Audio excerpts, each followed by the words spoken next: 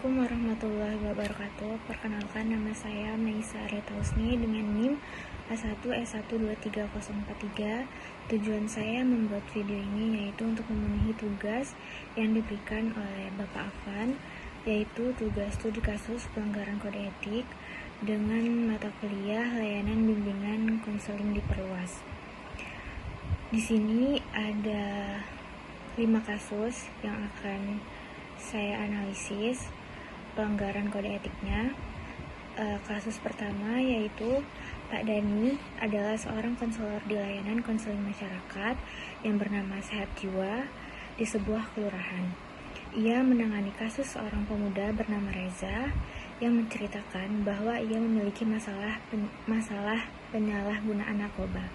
Setelah sesi konseling berlanjut, Pak Dani segera melaporkan kasus ini kepada Ketua RT dan kepada keluarga Reza tanpa sepengetahuan Reza dan tanpa seizin Reza terlebih dahulu, tanpa membicarakannya kepada Reza terlebih dahulu.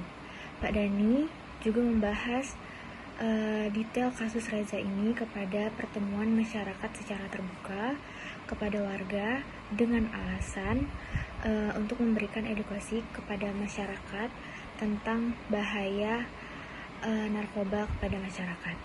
Di sini saya akan menganalisis pelanggaran kode etik yang dilakukan oleh Pak Dani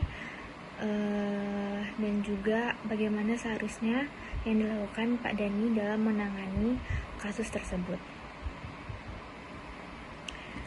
Di sini, dengan melaporkannya kasus secara tanpa izin dari klien, yaitu dari Reza, maka pelanggaran kode etik yang dilakukan oleh Pak Dani yaitu tentang kerahasiaan, di mana seharusnya alih tangan kasus kepada konselor lain atau kepada pihak-pihak lain harus dengan seizin konseli, yaitu dengan seizin Reza.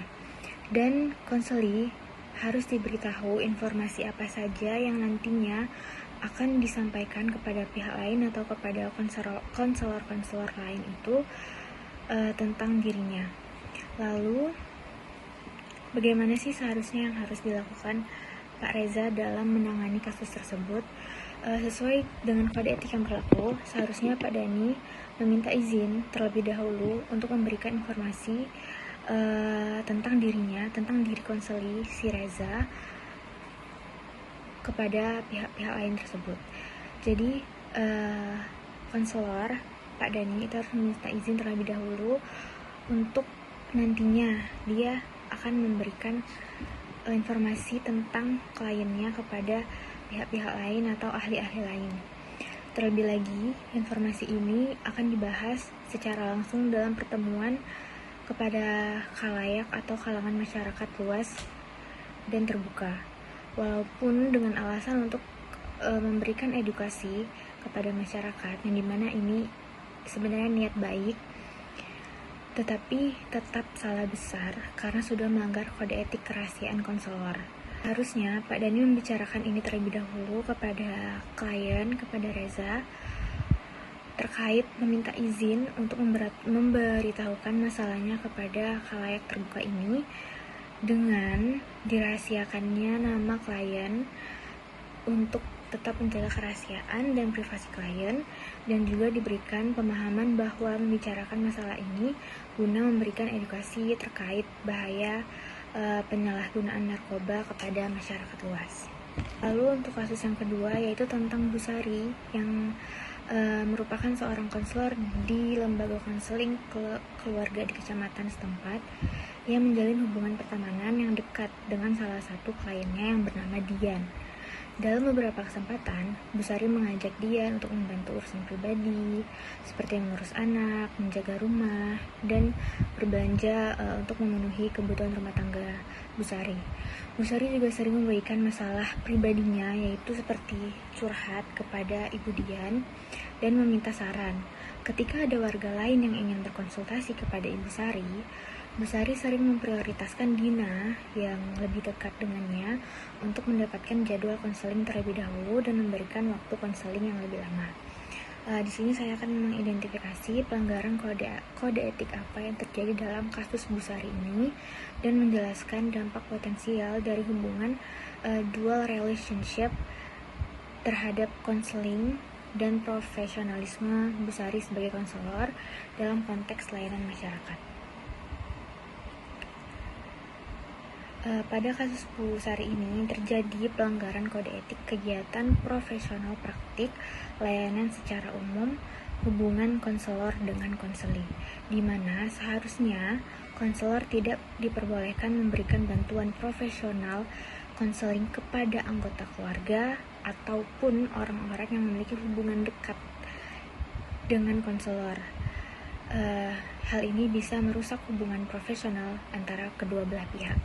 Hubungan dari dual relationship ini berpotensi mengurangi kualitas layanan konseling yang diberikan oleh Ibu Sari sebagai konselor kepada masyarakat, baik kepada Dina maupun kepada klien-klien yang lain. Sebagai konselor, Ibu Sari harus dapat memisahkan peran profesional dan pribadi untuk mempertahankan integritas, objektivitas, dan juga keadilan dalam memberikan layanan kepada masyarakat. Keterlibatan hubungan pribadi dalam kehidupan klien dan juga konselor, terutama jika terlalu memberikan prioritas, dapat merusak kepercayaan masyarakat terhadap lembaga konseling dan mengurangi efektivitas layanan yang telah disediakan oleh Bu Sari sebagai konselor kepada klien atau masyarakat. Lalu untuk kasus yang ketiga, yaitu ada seorang yang bernama Bapak Rahmat yang berprofesi sebagai konselor yang bekerja di Puskesmas Sejahtera untuk program kesehatan mental masyarakat. Guna menambahkan penghasilan, ia membuka praktik konseling pribadi di rumahnya. Dalam salah satu sesi konseling di Puskesmas, ia menemukan bahwa seseorang warga bernama Farhan memiliki masalah keluarga yang kompleks. Bapak Rahmat kemudian menyarankan Farhan untuk datang ke praktek pribadi miliknya dengan mengatakan bahwa layanan konseling di Puskesmas tidak cukup untuk menangani kasusnya dan akan mengenakan biaya konsultasi. Bapak Rahmat juga menjanjikan akses lebih mudah ke layanan kesehatan Puskesmas jika Farhan rutin datang ke praktik pribadi miliknya. Di sini saya juga akan menganalisis pelanggaran kode etik yang dilakukan oleh Bapak Rahmat sebagai konselor Puskesmas dan juga akan memberikan rekomendasi penanganan sesuai dengan kode etik profesi. Di sini Bapak Rahmat telah melakukan pelanggaran terhadap kode etik konseling yang berkaitan dengan konflik kepentingan, penyalahgunaan wewenang, dan aspek komersialisasi layanan. Oleh karena itu, langkah-langkah berikut dapat dilakukan. Pertama, ada pemberian pelatihan dan pembinaan etik. Bapak Rahmat harus diberikan pemahaman lebih lanjut mengenai kode etik profesi dan tentang bagaimana menjaga integritas dalam menjalankan praktik konseling. Yang kedua, pengawasan dan evaluasi Puskesmas perlu melakukan evaluasi terhadap praktik konseling yang ada dan memastikan bahwa tidak ada praktik yang melanggar kode etik, termasuk pemisahan yang jelas antara layanan publik dan juga layanan pribadi. Yang ketiga, penyuluhan kepada klien. Masyarakat termasuk Farhan perlu diberi penjelasan mengenai hak mereka untuk mendapatkan layanan konseling tanpa adanya tekanan finansial atau komersial.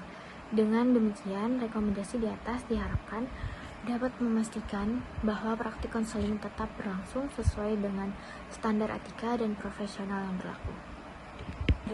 Kasus yang keempat yaitu seseorang konselor yang bernama Ibu Maya di Pusat Konseling Sejahtera yang melayani masyarakat umum. Ia menangani kasus seorang klien bernama Anita yang mengalami trauma akibat menjadi korban bencana alam.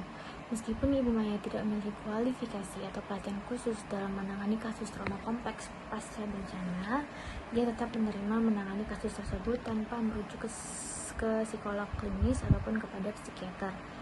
Setelah beberapa sesi, kondisi Anita semakin memburuk dengan munculnya gejala PTSD yang berat. Tetapi Ibu Maya selaku konselor tetap meyakinkan bahwa ia mampu untuk menangani dan membantu Anita dan tidak memerlukan bantuan profesional dari pihak lain.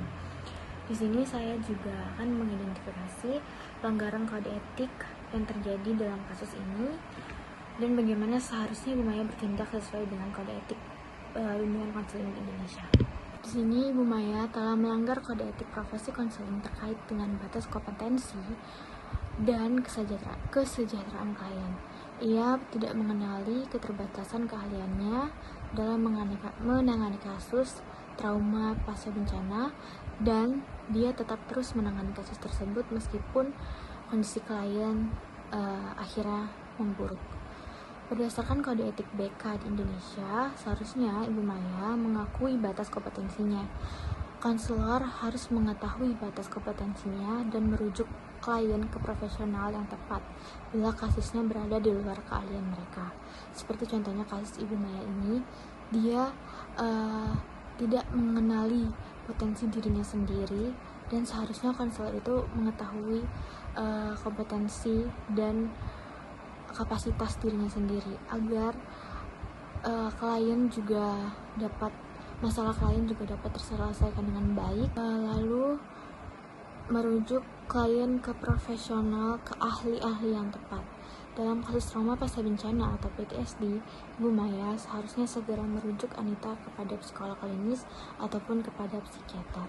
Lalu, mengutamakan kesejahteraan klien. Konselor harus memastikan bahwa setiap tindakan yang diambil olehnya itu bertujuan untuk kebaikan klien, bukan kebaikan dirinya sendiri, dan juga untuk menghindari pengobatan yang dapat membahayakan kesejahteraan mereka. Meskipun Pak Tono tidak memiliki sertifikasi dan kompetensi dalam administrasi dan intervensi tes psikologi, Pak Tono menggunakan beberapa instrumen tes psikologi yang terdapat di internet. Ia juga memberikan interpretasi hasil tes secara langsung kepada warga dan memutuskan sendiri siapa yang layak untuk menerima bantuan berdasarkan hasil tes tersebut. Ketika ada warga yang mempertanyakan keabsahan hasil tes, Pak Tono mengklaim bahwa ia memiliki wewenang penuh sebagai konselor untuk melakukan asesmen psikologi. Dari kasus ini, saya akan menganalisis pelanggaran psikologi dan batas kompetensi profesional dan menjelaskan prosedur yang harusnya diikuti dalam pelaksanaan asesmen dalam bentuk konteks masyarakat sesuai dengan kode etik profesi BK di Indonesia. Di sini, Pak Tono telah melanggar beberapa prinsip kode etik profesi konseling terkait dengan penggunaan alat ukur psikologi yang tidak sah, penyalahgunaan wewenang, dan juga batas kompetensi profesional. Sebagai seorang konselor, ia seharusnya merujuk kepada psikologi yang lebih ahli dalam bidang ini, dan juga lebih terlatih dan memiliki sertifikasi dalam administrasi dan interpretasi tes psikologi. Pak Tono harus mematuhi prosedur yang jelas dan standar etika dalam melakukan asesmen untuk memastikan bahwa keputusan yang diambil adalah objektif, sah, dan berbasis pada kompetensi yang sesuai. Sekian video yang dapat saya buat untuk memenuhi tugas yang diberikan. Lebih kurangnya saya mohon maaf. Saya akhiri dengan terima kasih dan wassalamualaikum warahmatullahi wabarakatuh.